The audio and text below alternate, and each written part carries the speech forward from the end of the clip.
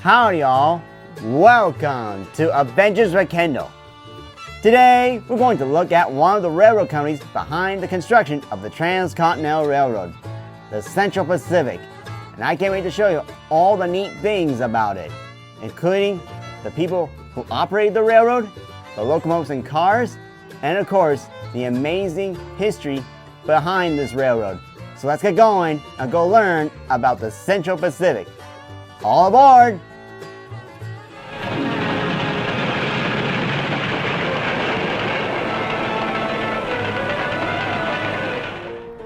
Welcome to Old Sacramento, and right behind me was the hardware and goods store of the Big Four who operated the Central Pacific. In our previous episode about the California State Railroad Museum, we talked about how this place is a great way to start our journey on the Transcontinental Railroad story. Now we'll get into the first part of our story, the Central Pacific. Who were they? They were the railroad building from Sacramento to Promontory Summit. And the story begins here at the Surveyor's Exhibit. Because our story starts with Theodore Judah, civil engineer whose previous works include the Sacramento Valley Railroad. The unsung hero of the Transcontinental Railroad story, Theodore Judah was raised and educated in upstate New York. He graduated from the Rensselaer Institute as a civil engineer. Being interested in trains, Judah began his railroad career on the Northeast. This includes railroads like the Schenectady and Troy Railroad and the Niagara Gorge Railroad. At 28 years old, which is the same age I am as of this recording, Theodore Judah was hired as chief engineer for the Sacramento Valley Railroad in 1854. 3 years later, he became chief engineer for the California Central Railroad. However, Theodore was obsessed with building a railroad clear across the country. In fact, Anna Judah, his wife, observed that everything he did from that time he went to California to the day of his death was for the Great Continental Pacific Railway. On January 1857, Judah would publish the general plan for the Pacific Railroad in Washington, D.C. This laid out his concept for a transcontinental railroad. His concept was very significant, for it would cut travel which would take weeks or months, either by covered wagons across the prairies or by ship around the tip of South America, and shorten it to a matter of days. However, this concept would later have him called Crazy Judah by folks who heard him. Nonetheless, in 1860, Judah started surveys for the best route through the Sierra Nevada mountains, and in November of that year, he published Central Pacific Railroad to California, which declared the discovery of a practical route across the Sierras. However, he needed investment to get his railroad started. After failing to raise funds for the project in San Francisco, he went to this store in Sacramento and asked the men in charge if they want to invest in it. Today, the actual store is preserved and is now part of the California State Railroad Museum. The investors were Charles Crocker, an iron merchant whose older brother Edwin became an attorney, Collis P. Huntington, who operated a hardware store with Mark Hopkins, another of the investors, Leland Stanford, a merchant salesman who served one term as California governor, Edwin B. Crocker, Charles's older brother and attorney, and Mark Hopkins, Collis P. Huntington's partner in the hardware store business. The reason Judah went after these men because they had money and clout, especially Leland Stanford, who still had political power even after his term as California governor. On June 1861, the Central Pacific of California was incorporated. Judah was the chief engineer, and the 5 Sacramento merchants signed up for financial backing. These 5 merchants will eventually be called the Associates. We'll get back to these men at a later date. Anyway, Judah goes to Washington in October of that year as an agent for the Central Pacific Railroad for appropriations of land and U.S. bonds to aid in construction. And in July of 1862, President Lincoln signs the Pacific Railroad Act. Alas, Theodore Judah never got to see the railroad completed. He contracted yellow fever in Panama while on a trip to New York City with his wife. He later died of yellow fever on November 2nd, 1863. It is sad to know that a guy who worked so hard in creating a transcontinental railroad across the country would die before even seeing it come true. Despite the legacy the Central Pacific left on the United States, there are a few monuments dedicated to Theodore Judah. One of them is Mount Judah near Donner Pass. It rises 8,245 feet and it was named after Judah. There's also Judah Street, which runs east to west throughout San Francisco. With the federal government backing both railroads, the Union Pacific building west from Omaha, and the Central Pacific will build east from Sacramento.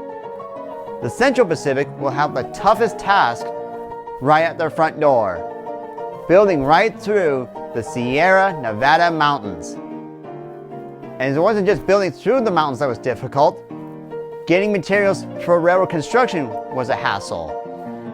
Since there was no inland transportation at the time, the Central Pacific resorting to have all the materials being shipped from the East Coast firms all the way down the Atlantic and through Cape Horn, up the Pacific, and right up to San Francisco, where it will be shipped via the America River to Sacramento.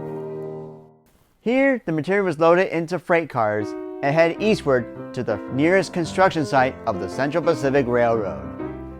Construction of the Central Pacific will begin on January 8, 1863, with a groundbreaking ceremony in Sacramento. And on the first rails of the new Central Pacific Railroad was their first steam locomotive. Central Pacific Steam Locomotive Number 1, the Governor Stanford. Built by the Norris Locomotive Works in 1862, this locomotive operated on the Central Pacific from November 9, 1863 to July 20, 1895.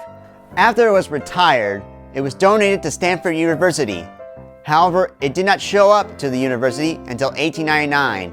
In the 1960s, the university needed the space occupied for the engine for other purposes. It is now the centerpiece of the Transcontinental Railroad exhibit here at the California State Railroad Museum. And here is the C.P. Huntington, Central Pacific Railroad Number 3. This locomotive was built by the Cook Locomotive Works on October 1863. Named after Collis P. Huntington, this little locomotive began service on April 15, 1864. One of its jobs was to help with the construction of the Central Pacific through the Sierra Nevada mountains. Central Pacific would later sell this locomotive to the Southern Pacific on February 5, 1871. SP will give it its new road number, number 1, and use it in light service in Northern California. Today, it is one of California State Railroad Museum's most prized artifacts. Soon, construction of the Central Pacific will begin. Their first obstacle will become Bloomer Cut. It is near Auburn, California. It was hailed as the 8th wonder of the world after its completion. Today, trains still go through Bloomer's Cut as they head to and from Sacramento. Anyway, the railroad will continue construction right into the Sierra Nevada mountains. Here, the railroad will meet the little mining community of Dutch Flat, which is near Donner Summit. After Dutch Flat, the railroad will continue through Donner Pass through a series of tunnels and ledges, including Chinese Wall.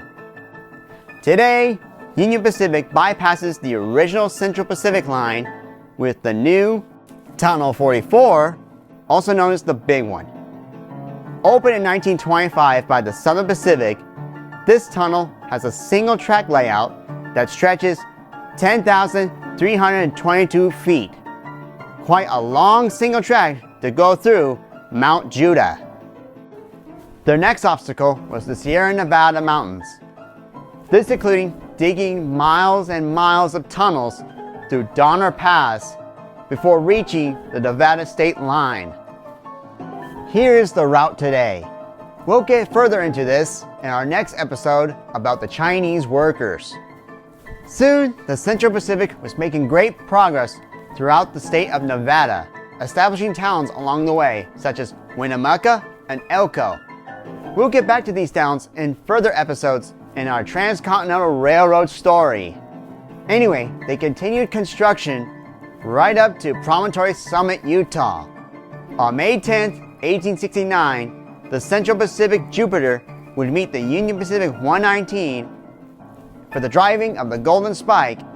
During the celebrations, Leland Stanford decided to go first in driving the final spike, but he swung and missed and hit the rail, embarrassing himself in front of the large crowd gathered for the event. Today, the spot is a National Historic Landmark where reenactments occur. We'll get here on our tour of the Transcontinental Railroad. Fun fact, prior to the completion at Promontory, Central Pacific ordered 2 brand new coaches from the Wason Manufacturing Company in Springfield, Massachusetts. These coaches were shipped via Union Pacific all the way to Promontory, filled with Union soldiers heading to San Francisco. Both these coaches were at the Promontory celebration and were later hitched behind Leland Stanford's personal train back to Sacramento. Today, 1 coach survives, number 12. It is now the oldest passenger car in the state of California and on display at the California State Railroad Museum. After Promontory, the Central Pacific continued to operate, especially within the state of California, heading south to Los Angeles.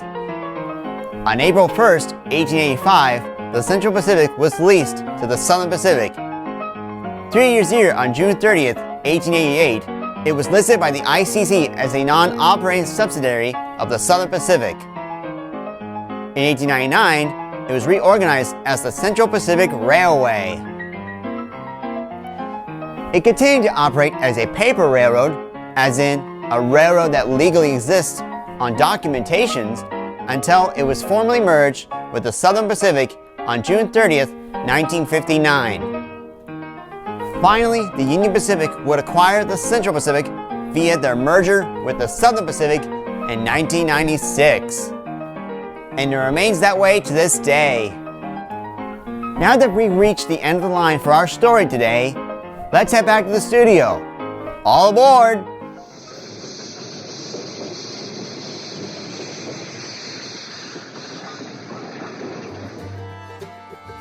I hope you had a great time learning about the Central Pacific, because it was great telling you this wonderful railroad story, especially since it involves my state of California. And I hope you're ready for next week, because we're continuing our journey on the Central Pacific construction with the story of the Chinese laborers who built the railroad. It'll be a fascinating look in this part of the story, and I can't wait to take you on their journey. Anyway, if you have a location for us to go on, comment or email down below. We would love to see your suggestions. And also subscribe and follow us on Facebook and Instagram. We would love to see your faces. Now that's all the time we have here on Adventures with Kendall. See you later, folks, and may your gifts bless the world.